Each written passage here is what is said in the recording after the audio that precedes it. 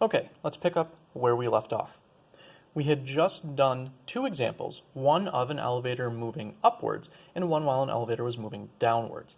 And we noticed that we can have greater or smaller normal forces than usual for each, and we can have greater or smaller accelerations, or should I say positive and negative accelerations for each. So the motion of the elevator is important, but it doesn't determine by itself what the normal force is going to be and what the acceleration is going to be. Let's try and characterize what we've learned so far. The elevator has two motions that we're interested in. It can move up or it could move down.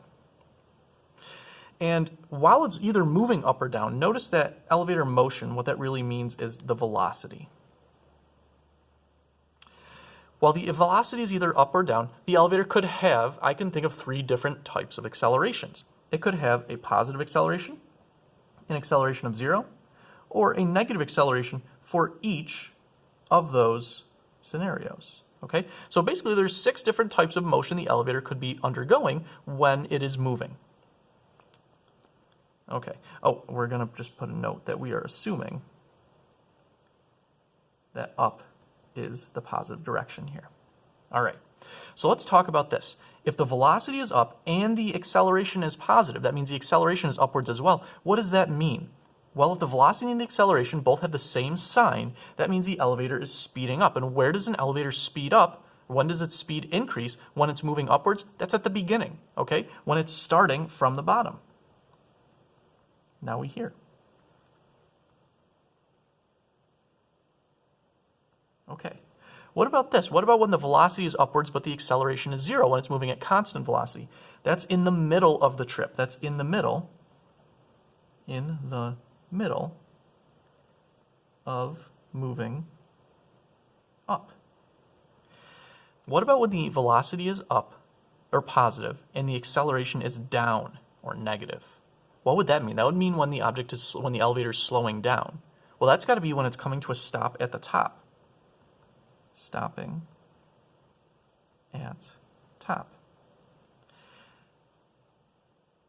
When the elevator is moving down, when its velocity is negative and the acceleration is negative, in other words, the acceleration is also down, remember, same signs for velocity and acceleration means speeding up.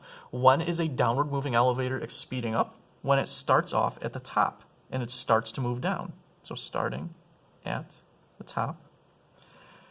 The velocity downwards with no acceleration must be in the middle of moving down. And when the velocity is down or negative and the acceleration is positive, okay, velocity negative, acceleration positive, the object must be slowing down. When does a downward moving elevator slow down? When it is stopping at the bottom.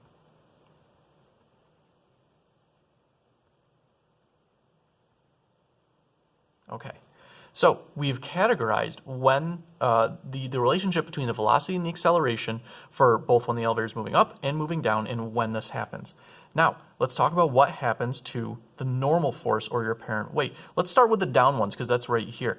When the elevator starts moving down, okay, so when it starts at the top and moves downwards, we notice that the normal force is less than the force of gravity. And normally, the normal force is equal to the force of gravity. So this is when it's less than normal. I should say the normal force is equal to the force of gravity in this scenario with someone standing on a scale.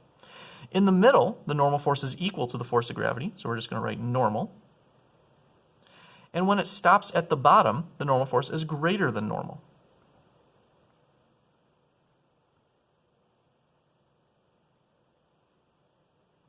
What about when the elevator is moving up? Well, we have to go over here. When the elevator is moving up and had a positive acceleration, the normal force was greater than the force of gravity. So it was greater than what it was normally. When it's in the middle and the acceleration is 0, the two were equal to each other.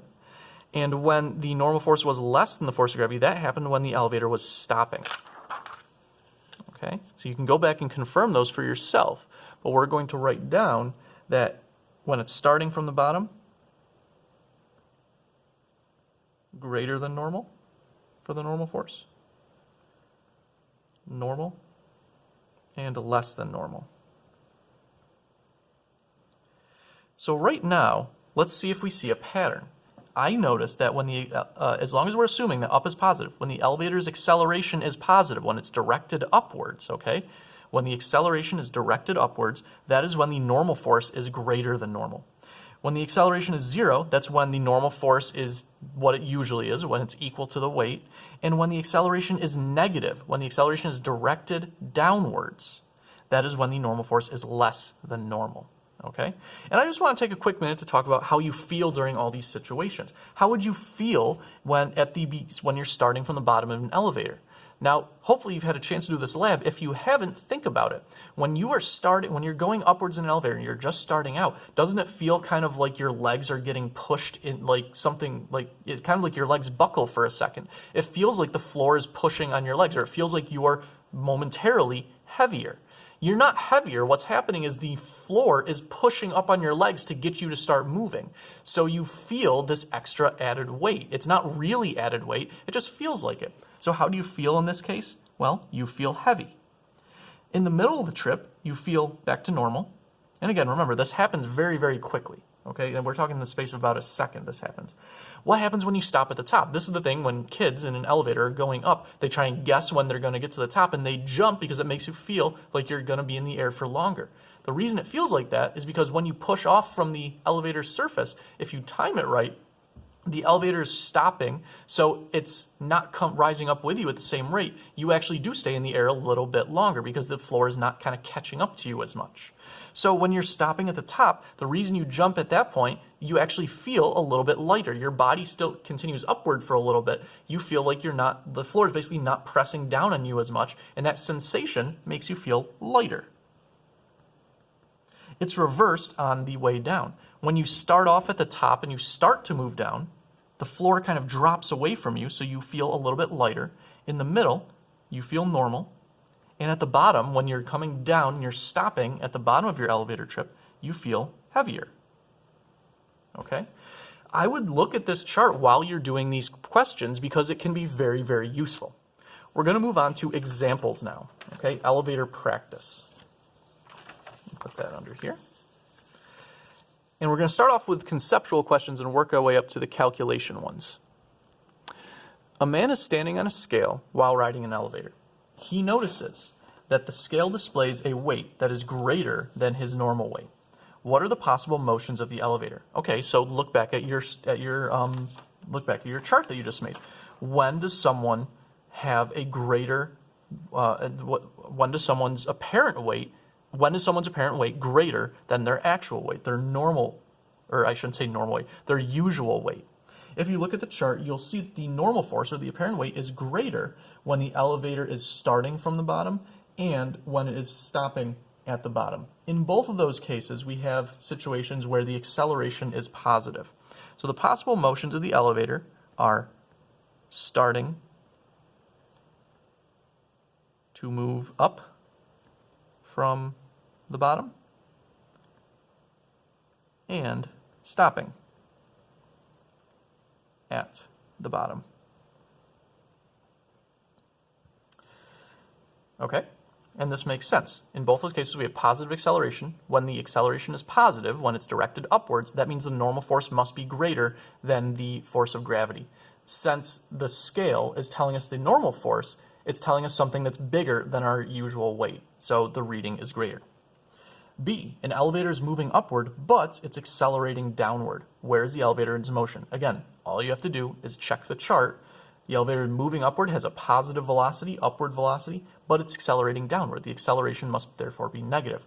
When does an upward moving elevator have a negative acceleration? That must be when it's stopping at the top.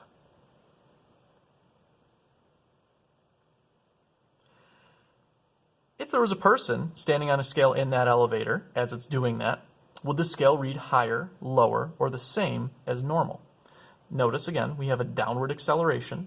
Okay, if we're going to assume that up is positive, which we always do for elevator questions, if we're going to assume up is positive, then the acceleration must be downward. And anytime we have a downward acceleration, which would translate to negative here, then that means that the normal force is less than it usually would be. So the scale reading is lower than normal.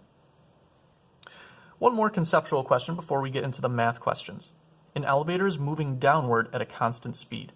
A 400 Newton girl is standing on a scale in the elevator. What is the apparent weight of the girl? The key here is constant speed. The moving downward actually doesn't matter all that much.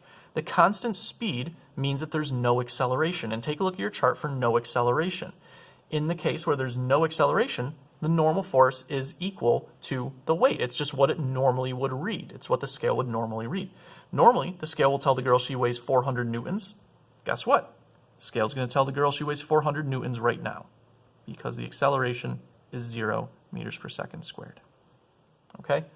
Great. Now let's get into calculating. A boy with a mass of 45 kilograms stands on a scale in an elevator that is accelerating upwards at a rate of 1 meter per second squared. What is the reading on the scale? Notice it doesn't tell us if the elevator is moving up or down, but that's irrelevant because we know the acceleration. At no point in here, in any of these problems, have we needed the velocity. We're looking for the reading on the scale. Again, remember, that means normal force. I don't have one set equation to calculate the normal force, which means I need to draw a free body diagram. Here's the boy. Here's the axis. We know that there's a normal force pressing up on him from the scale. We know that there's a force of gravity pulling him down because of the attraction between the boy and the earth. You should, yes, even though this is going to get repetitive, practice writing the net force equation each time. Fn minus Fg equals may. Okay? We're looking for Fn. We're not trying to solve for the normal force, so I'm not going to, or the net force, so I'm not going to keep writing that. I need to know, let's see, the force of gravity on the boy, his mass, and his acceleration. I know the mass and the acceleration. I don't know the force of gravity on the boy, but I can very easily find that because I know that the force of gravity is equal to m times g. This topic is really going to test whether you understand the difference between ay, just the acceleration of an object and the acceleration due to gravity, because they're often both in here. The boy's mass is 45 kilograms. The acceleration due to gravity is 9.81 meters per second squared. So Fg is 441.45 newtons. I'm going to plug that in and solve for Fn. 441.45 newtons equals 45 kilograms. And the acceleration of the boy in the elevator is 1 meter per second squared. I'm going to multiply these. Well, 45 times 1 is obviously 45. And I'm going to add over 441.45, the force of gravity. To get Fn by itself, I see that the normal force is 486.45 newtons, greater than it normally is, which makes sense because the elevator is accelerating upward. It has a positive acceleration because, again, we normally make the acceleration of an elevator, or for those problems, we say up is positive. Let's go to a couple of trickier examples, and I wouldn't really say tricky, but interesting, more interesting examples. Let's assume that you have a weight of 800 newtons. What would the acceleration of an elevator have to be in order for the normal force on you to be 1600 newtons? So we want the normal force to double, okay? Now, and since it's getting bigger, we can assume positive acceleration. So we should get an acceleration that is positive. Here's u. There's our axis. Fn, Fg. Now, this problem seems a little strange at first. You're like, what am I supposed to actually plug in? Notice all we're doing is we're trying to solve for the acceleration. The net force equation is the same. And you should notice the net force equation is almost always the same for an elevator problem, okay? They're always very similar. Fn minus Fg equals may, okay? So this is good practice for getting these types of situations. There's not a heck of a lot of stuff I can ask about elevators, so you should know it really well. I want the normal force on you to be 1600 newtons. You have a weight of 800 newtons. Wait a sec. Oh, what's the mass? Well, I don't know that, but I can solve for the mass fairly easily because I know that the weight is equal to the mass times the acceleration due to gravity. So Fg is 800 equals the mass times 9.81 meters per second squared. 800 divided by 9.81. Okay, so your mass must be 81.55 kilograms. I'm going to plug that in here.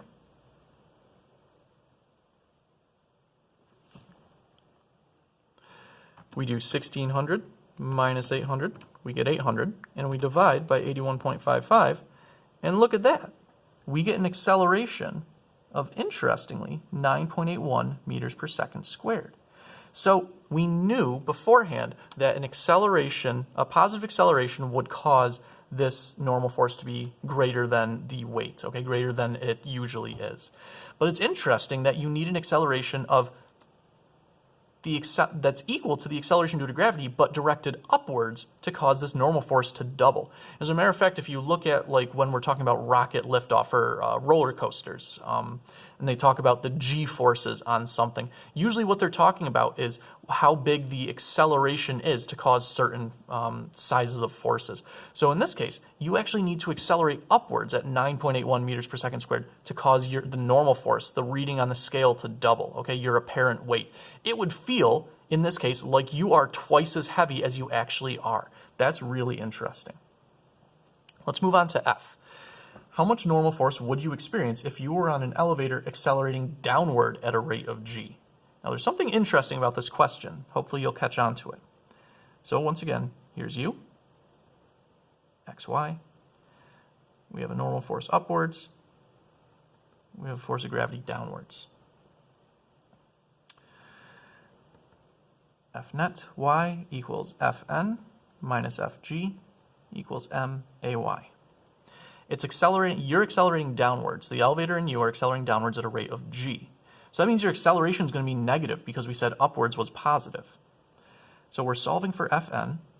Your weight, well, actually, I'm not even going to plug numbers into this one. Watch what I'm going to do. I know that the equation for weight for Fg, the force of gravity, is equal to mg. So I'm just going to plug in mg. I don't even know. I could use my own mass, but I'm not going to. I'm going to show you how you can solve some problems what's called symbolically. Minus mg equals m, and the acceleration in the y direction, we said you're accelerating downward at a rate of g. Down is negative, so I'm going to put the acceleration is negative g. So watch what happens. I have Fn minus mg equals negative mg. I want to solve for Fn. So I'm going to add the mg over to the other side. I'm just moving around my variables. This is the same as when you move an x to the other side in a math equation. Look at this. I have negative mg here plus mg. What's going to happen there? They're going to cancel out, which leaves me with a normal force of 0. And that's actually correct. That's very interesting. If you're accelerating downward at a rate of g, think about it. Doesn't that mean you're in free fall? It does. It means you're in free fall. The interesting thing about free fall is that if you and the elevator are both in free fall, and the scale is also in free fall, you can't press on the scale. The scale reading will be 0, okay? Because you're both accelerating at the same rate, you physically cannot press on that scale. So the normal force goes down to 0.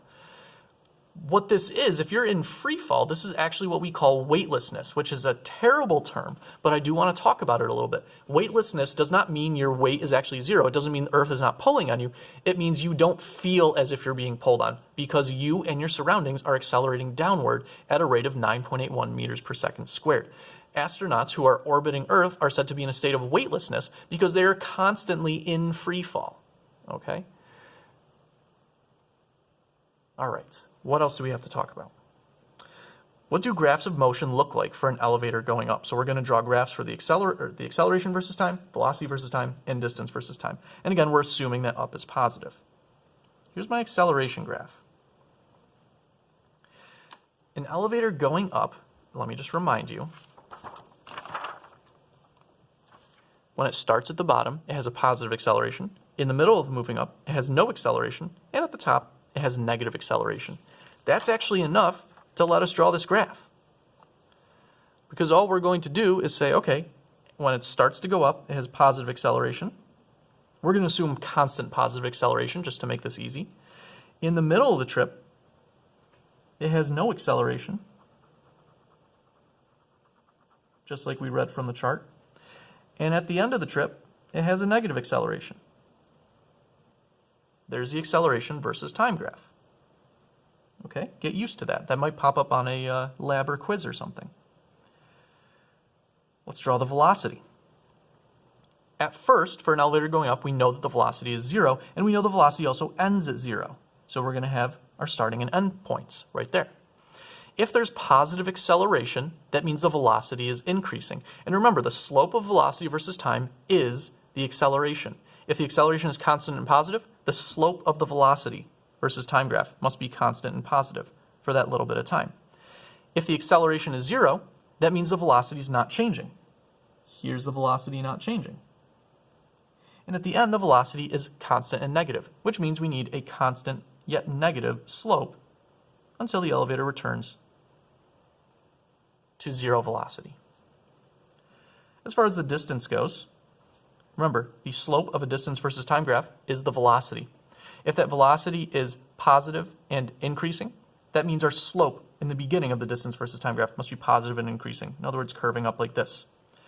If the velocity is not changing, yet positive, that means the slope of the distance versus time graph should be not changing and positive.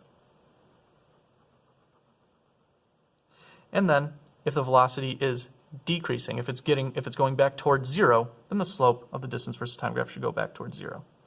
So there are the acceleration, velocity, and distance versus time graphs for an elevator that's moving up.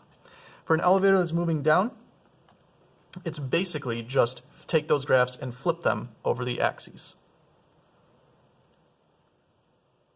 We know that for the acceleration, for something moving down, it starts off with negative acceleration. Then in the middle, just like when it moves up, it has an acceleration of 0.